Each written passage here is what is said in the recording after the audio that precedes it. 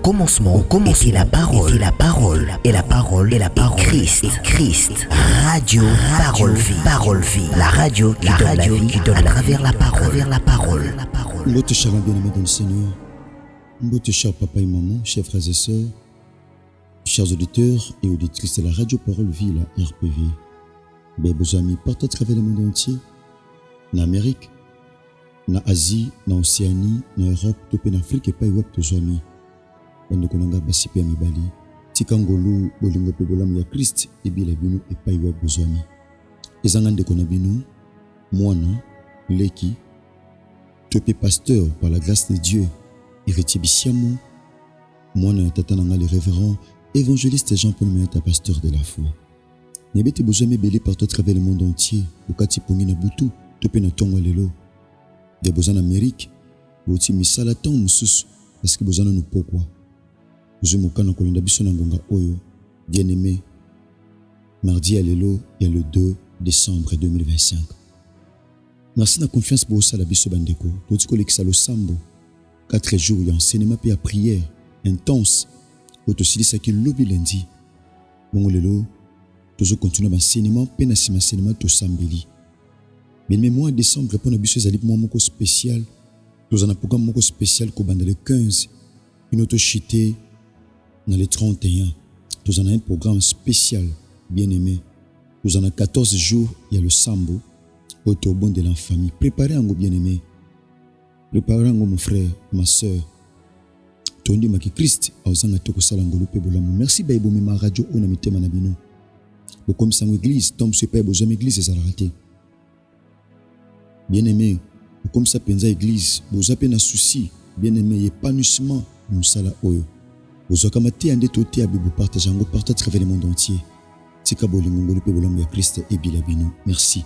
Bien-aimés, nous lisons rapidement la parole de Dieu. Nous allons livre 1 Roi chapitre 3, verset 16. Donc, la Bible dit ceci. Alors, 2 femmes prostituées vinrent chez les rois et se présentèrent devant lui. L'une des femmes dit, « Pardon, mon Seigneur, moi et cette femme, nous demeurions dans la même maison. Je suis accouché près d'elle dans la maison. 3 jours après, cette femme est aussi accouché.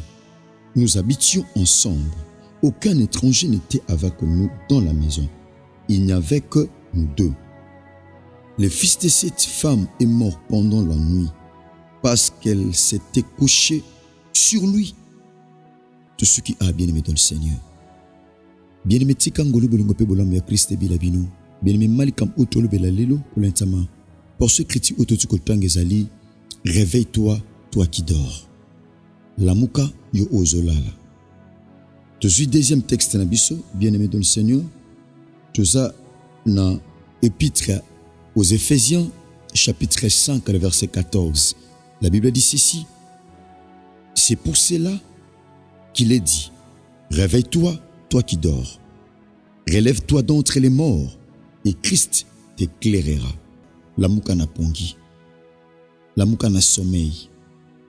Bien-aimé, réveille-toi, toi qui dors. Lamuka yo ozolala. Topé lamuka na sommeil. Lamuka na pongi. Bien-aimé, oui c'est vrai, pongi ezalaka malamu. Pongi ezalaka makasi. Le sommeil est tellement fort. Bien-aimé, pongi ezalaka puissant. Pongi ezalaka fort. Pongi, mon frère, ma soeur, ekosali so makambo olingi tosala. Ezana batebele mon frère, ma soeur, baloba bilobela na si a pongi. Ezaba tunso mon frère, ma soeur, yaya, babimisa ba sekele na si a pongi. Donc pongi eza tellement makasi. Sommeil, bien-aimé, eza makasi. Eza tellement fort. Ezana batebele, bien-aimé, ba uta na étage na likolo ba kuya na se suite a pongi.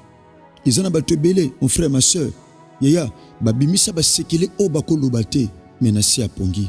Parce que le sommeil est puissant. Le sommeil est fort. Pongi za la makasi. Bien mais c'est quoi le sommeil? Batali si biso sommeil ezali état ya inconscience. Donc mutu azolala, mutu aza inconscient. Musala mutu azolala, eza musalo eza inconscient. Mon frère, ma soeur, il y a sommeil, eza état ya inconscience. Eza état ya kozanga conscience, ya kozanga bon moto. Bien-aimé, mututango lalaka aiba teka député. Mututango lalaka aiba teka za gouverneur. Mututango lalaka mon frère ma soeur aiba teka za ingénieur, aiba teka za juriste, aiba te mon frère ma soeur asa général, aiba te a colonel, aiba te mon frère ma soeur naya asa sénateur, aiba te a professeur. Pourquoi? Parce que pongi ya makasi ebo sensa mutu atako o mutu azali. Pongi za makasi. Pongi zali état. Bien-aimé, sommeil, ezali état, il y a inconscience. Il y a jusqu'à quand on va demeurer dans l'état, il y a inconscience. Tout ça, on sengeli yo nanga tous à la conscient. To yeba makambo to sal. To yebe pa to kende, to yebe pa to uti. To yebe pa to za, et pa to telemi. To banine sengeli yo nanga to sala. Ezali sous moment inconscience te bien-aimé. Tant to commence sous temps pongité. Toi en décembre. Mois de décembre, bien-aimé dans le Seigneur, ezali pe moi sacrifice surtout na ngambu ya Satan. Eza moi sacrifice parce que eza moi suka année oyo memaka biso na année ya sika. Parce que tout ça na porte ya sortie ya année 2025, peut tout ça na porte ya entrée ya année 2026. Bien-aimé, c'est quoi le sommeil? Batali sibiso sommeil, bien-aimé dans le Seigneur. Ezali moment inactivité. Ponge la lisara mutu, ponge ko kangwata na église, ponge ko kangwata na bureau musala, ponge ko kangwata na volant, partout ponge za makasi. Ponge za makasi ko kango partout. Ezamba tobele pour ça sambela, mais ponge mukile kangiye. Pour ça gêner, mais pongi ya kolia kangiye.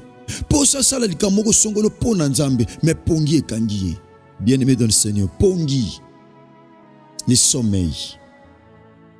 Bien-aimé, sommeil cause à la spirituelle que pour cause à la physique. Sommeil physique, bien-aimé, eza kolala na nzoto. Mais sommeil spirituel, eza muto tambula. Mais spirituellement si alala, spirituellement misala elala, spirituellement libal elala, spirituellement vie de prière elala, spirituellement nyos elala. C'est un danger pour un enfant de Dieu à ce sommeil spirituel.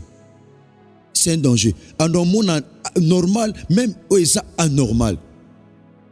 Bien-aimé pongi, bien-aimé, ezali état d'inactivité. Ezali état au mutako salate. Eza état au mutako chômé. Eza état au mutako salate, mon frère, ma soeur. Eza état inactivité. Eza état au mutako salate. Bien-aimé, sommeil. Bien-aimé, eza défini le la phase, il y a liwa. Topé phase ya inactivité d'un appareil. Tout le monde a un téléphone. A téléphone est lali, faut exciter ango. Téléphone est lali, faut ba lamusango. Batterie est lali, faut ba lamusango. Bien-aimé dans le Seigneur. Eza bleu belé na vino za kolala. Pendant que lamusango te, bien-aimé dans le Seigneur et tikala kabongo.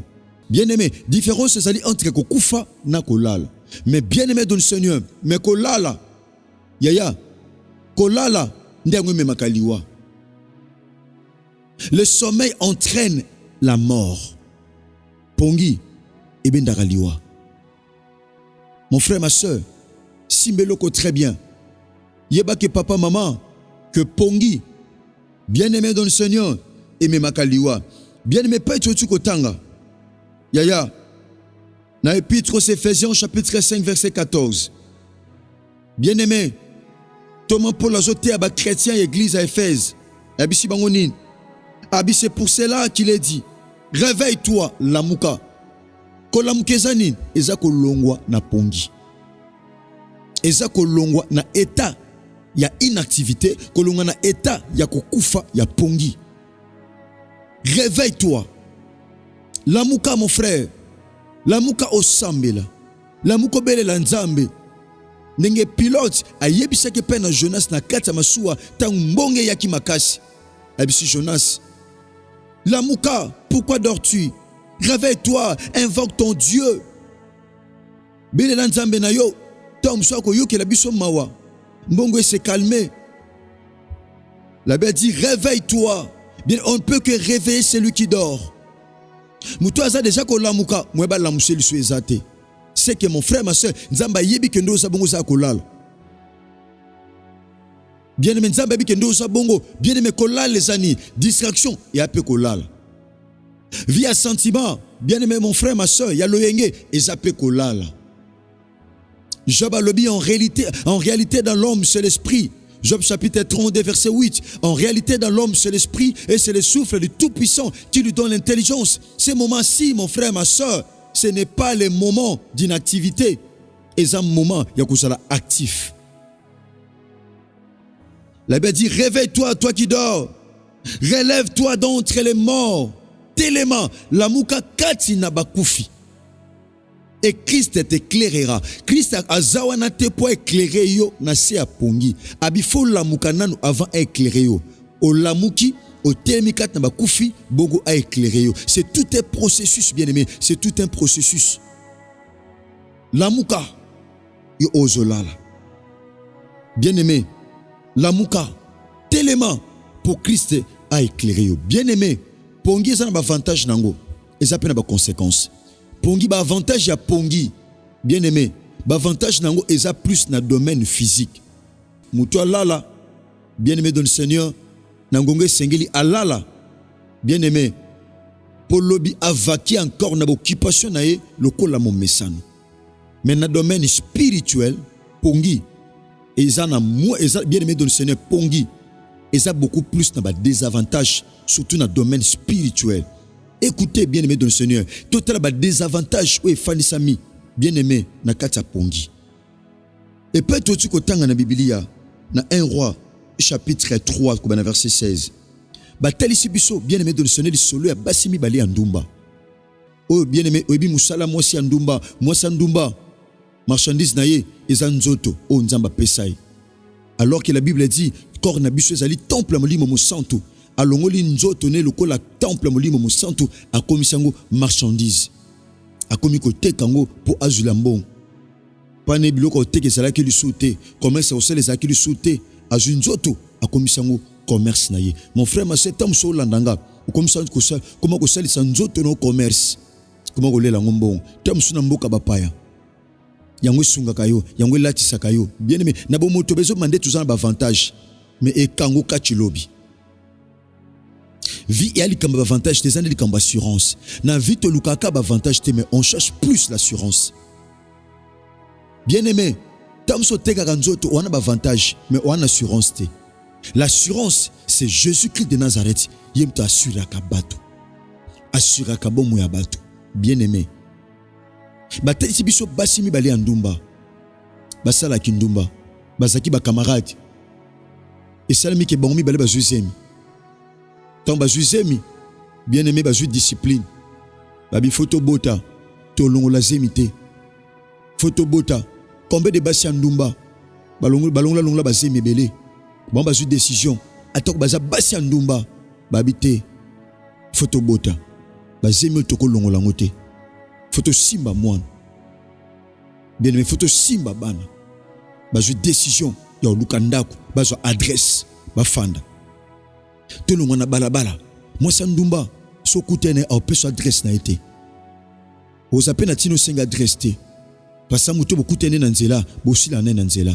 Mais baso bakuma ki na souci. Lokola bazu zemi, bakuma ba responsable. Bien aimé baso adresse. Bien aimé, na bondeli Yesu Masi à Nazareth. Appé so adresse ya malam. Appé so adresse ya malam. Olonga na vie ya errance. Olonga na via lelo awa lobikuna bien aimé nzamba peso adresse okota 2026 na adresse ya malonga okota 2026 na adresse ya musala batuba ba asalaka na compagnie tel asalaka sika tel nzamba tata nga Jean-Paul Mayata Yesu Masi à Nazareth na sambeli apeso adresse ya libala un tel abala na nanyo akoma ko fana mboka mosongolo alongolo na foyer wana apeso adresse alongolo pai wana apeso adresse ya malonga bien aimé dans le Seigneur na bondeli Yesu Masi à Nazareth yo ozanga adresse sokutu basi ndumba bazui adresse pona nini tende kokata pongi na 2h pona nini tende kokata pongi na 3h pona nini tende kokata pongi na 1h du matin poste kate po sombate ni po senga nyongo mais po belela nzambe na bondeli Yesu Masi à Nazareth apeso adresse. Que Dieu te bénisse toi qui dis amen. Na moniote mais na pambolo na musika nzamba salobolam nzamba apeso adresse okokota 2026 sans adresse bana baso mi balandumba bazu adresse bafandi bon mi balé batelisi biso tende bande ko futela ndako sopeza ki ndako ko kabila sopeza ki bachai bomba fanda bien aimé po babotela je ne sais pas Mais la Bible dit, moi si moko akeko bota. Aboti, moi na ye. Après 3 jours, nous sommes aboti. Alléluia. Mon frère, ma soeur, so moni moninga obozana azui. Yaya, que jalousie était, c'est qu'il y a eu pesant en zela. Oh, ce soit le 2 décembre à l'élo, ngo bate a clôturer porte ya kozwa. C'est possible yope to payer kuna aswata le 3 à lobby. Mercredi à le 3 à lobby, c'est possible. Oh, azui liboso na yo akangi porte te. Oh, voyager liboso na yo akangi porte ambassade te. Akiti pena kiti avion te. Oh, abali liboso na yo, bien aimé. Akangi pe yaya porte à salle de fête te. Oh, azui musala liboso na yo, yaya akangi pe porte à compagnie te po msuba kota te. Bien aimé, mususu pe aboti. Bakomi basi mibale na bana mibale na kati ya ndako. Ndako ezanga ba papa, ndako ezanga mibali. Basi na basi. Basi na kati ya ndako. Bango mibale baninga. La Bible dit moko na butu alalaki mabe alali mwana na ye. Bien aimé, tala pongi pa ememi bato. Tala pongi et pa ekomisi bato. Bien aimé, pongi e kabula bato. Bandoko basaki baninga basolaka bien bayokanaka bien. Mais pongi e kotise loko moya malamu te. Bien aimé, baomi bale balali mais moko alalaki malamu te. Point ya maman, bien aimé dans le Seigneur. Lokola mwasi andumba kobote ya liboso. Bebi tende ba jerabana. Balali tellement makasi. Moko aleli mwana na ye. Mwana sa kufaki aoyeba te. Musala se kufaki aoyeba te. Santé se kufaki aoyeba te. Ba projet se kufaki aoyeba te. Spirituellement si ekufa aoyeba te. Et ça bleu bele na vie na aussi ekufa. Mais tam soza ki diba. Oh là là. Ne siko la musango kota nango 2026. Oh là là mon frère. Moi si onzoka mwana sa kufaki nengalela ki mwana. Alamuki na katikati ya butu. Alamuki na katikati ya butu bien aimé. Tango alamuki na butu bien aimé. Abtali mwana nebe mwana sa kokufa. Bien aimé, ake a changé muninga ne mwana. Azu mwana muninga. O muninga botaki. Yaya azuye ache na nkata na ye. Azu mwana ne akokufa achile muninga na nkata. Bien aimé, ezana bato bele bachele liwa suite ya pongi. Yaya nguna sala muka ki meyosa kolala. Ennemi asa déjà kolamuka na décembre. Oh là là, pourquoi ma soeur? Oh là là, pourquoi mon frère? Ennemi si alamuki, asa prêt à changer loko, à changer santé à bananayo, à changer maye la bananayo, à changer destinée à bananayo. Ennemi si alamuki ne loko kokufa. Alinga changer, mais yo sa kolal. Maman nazo yebate. Alali, loko la mutabota gite.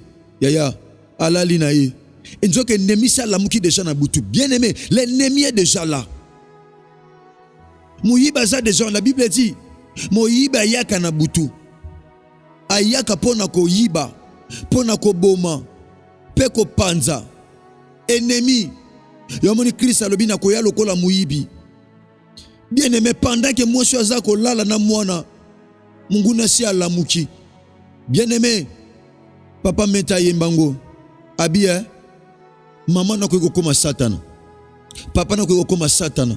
Muninga ko koma satana. Asala ki moninga confiance. Ni ne salama ki bien aimé dans le Seigneur.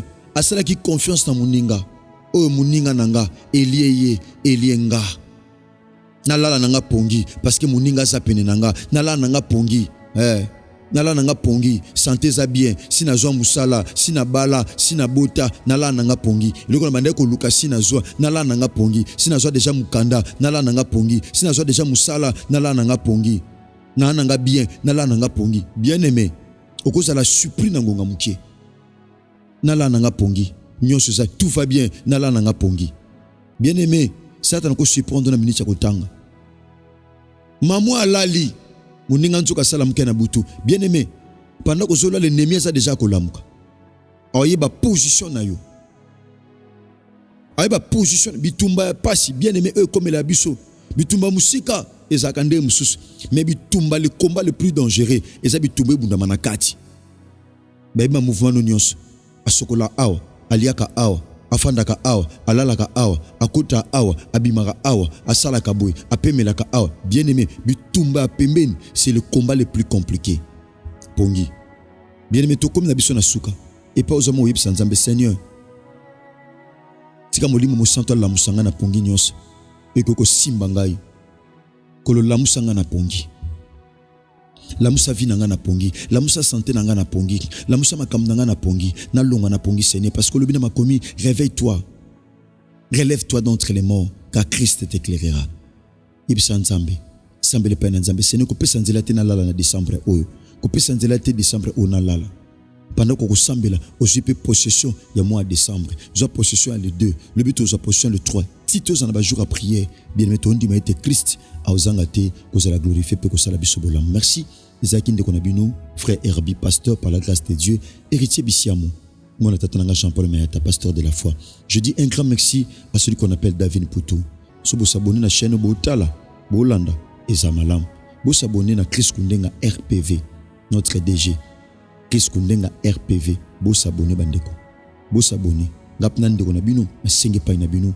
lokola muumba pamba bo s'abonner et permettre bandeko baso babonner belé puis bolanda matia na ba chaîne au Christ ozanga toko pambola bino merci to komi pratiquement na suka to komi pratiquement suka kole so masia Nazareth asala bino ngolo pe bolam ndeko nyos ozo matia na pasi na ba difficulté ngana pesa ki numéro nanga on a pesa ki eza justement bien aimé de le Seigneur pour nous permettre biso to koma tout ça na ba message mais numéro ko zula matia ezali plus 43 89 75 70 917. Merci, que Jésus-Christ de Nazareth vous bénisse. Au commencement était la parole, et la parole, Christ.